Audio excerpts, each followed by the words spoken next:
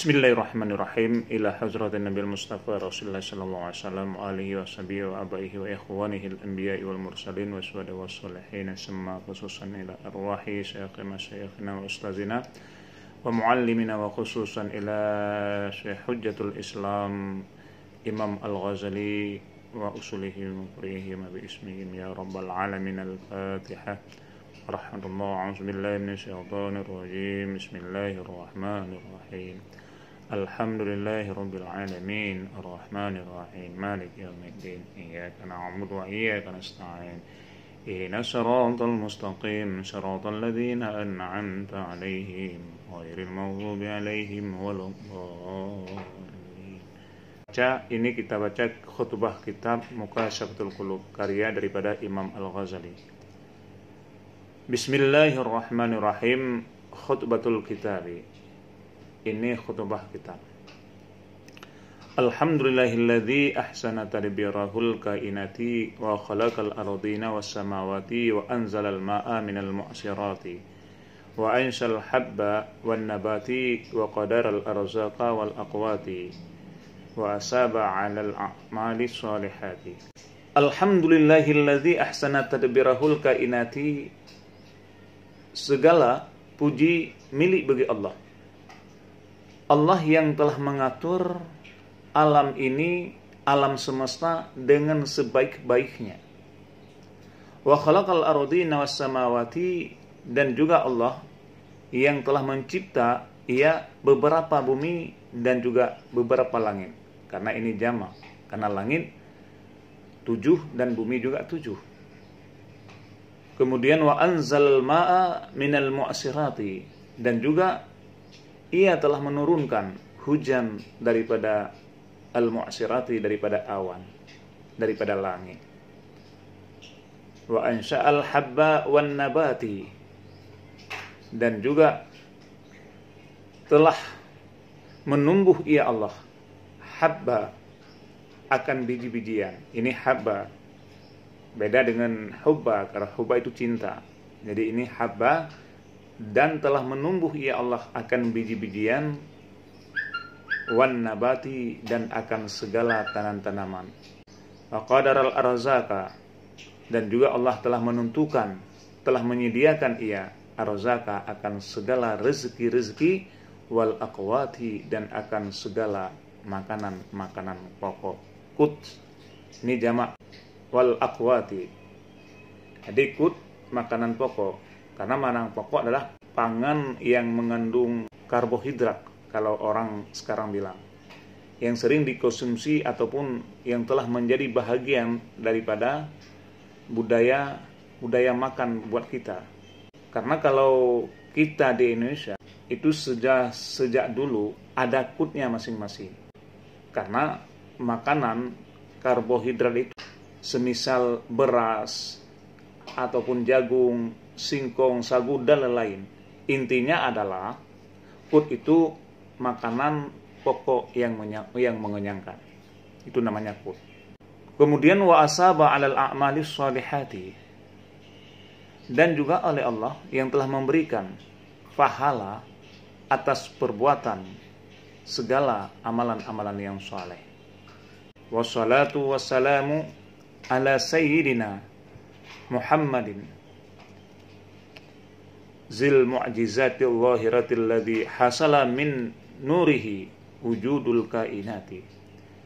Dan salam atas penghulu kita, yaitu Nabi Muhammad.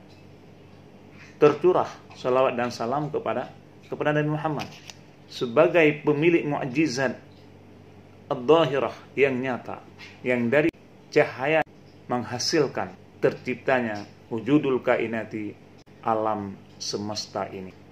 Karena dari nur Nabi Muhammad itulah tercipta hasil alam ini. Ini kita dapati di dalam berbagai hadis. Sebab ada sebuah hadis yang menyebutkan bahwa Allah menciptakan nur Muhammad dari nurnya. Itu ada hadis. Sebelum segala sesuatu diciptakan, kemudian Allah menciptakan segala sesuatu dari nur Muhammad. Itu yang pernah diutarakan oleh Syekh Yusuf bin Ismail An-Nabani di dalam kitab Al-Fadail Muhammadiyah. Tapi menurut hadis dari Sayyidina Abdullah bin Abbas, Allah menciptakan Nur Muhammad 2000 tahun sebelum menciptakan Nabi Adam AS. Nur Muhammad tersebut itu senantiasa bertasbih kepada Allah, di mana kemudian para malaikat juga itu ikut bertasbih. Itu pernah disebutkan di dalam kitab Maulid Ad-Diba, yaitu halaman 15, dan di dalam kitab ada satu lagi Maulid Syaraful Al-Anam kalau nggak salah, yaitu halaman 99. Ketika Allah menciptakan Nabi Adam, maka Nur Muhammad diletakkan di antara tanah yang menjadi bahan penciptaan Nabi Adam. Allah kemudian menurunkan Nur Muhammad ke muka bumi melalui perantara turunnya Nabi Adam AS ke bumi. Jadi dalam hal ini Allah meletakkan Nur Muhammad di pinggang Nabi Adam ketika Nabi Nuh alaihissalam berlayar karena mengalami banjir bandang, maka Allah meletakkan Nur Muhammad di dalam sulbi Nabi, sehingga turun dan Nur Muhammad itu diletakkan yaitu di dalam kandungan Tuan Aminah. Jadi betul bahwa berkat Nur Nabi Muhammad sallallahu alaihi wasallam maka terciptalah alam ini. Kemudian wa ba'du fahadha kitabun ihtasartuhu minal kitabil badi'i hasanis sani'il al-musamma bimukashafatil qulubi al-muqarrabi ilal ulumil ghuyubi al-mansubi ila Syekhil Ghazali wa qad samaituhu ka aslihi bimukashafatil qulubi wa a'udzubillahi syirka waz-zunuba wa ikhtasartu fihi ala 111 baban liyuhfadha ma fiha. Wa ba'du, dan sesudah itu, artinya sesudah basmalah, alhamdulillah, shalah dan salam, fahada kitabun, ini adalah kitab pilihan saya, ikhtisartuhu minal kitabi al-badi' husnis sani', sebuah karya yang sangat indah dan mengesankan, al-musamma, yang dinamai bimukashafatil qulubi, dengan mukashafatul qulub, al-muqarrabi ila alamil ghuyub, yang maknanya yaitu menyingkap tabir hati untuk mendekatkan diri kepada Allah Subhanahu wa taala. Li Imam Al-Ghazali, bagi Imam Al-Ghazali. Jadi kitab ini dinisbahkan kepada sang hujjatul Islam Imam Al-Ghazali ila alamil ghuyub, untuk mendekatkan diri kita ini kepada Allah Subhanahu wa taala. Dan ini merupakan karya Imam Al-Ghazali yang cukup bagus juga. Jadi kitab Muqashafatul Qulub adalah kitab tasawuf karya Imam Al-Ghazali.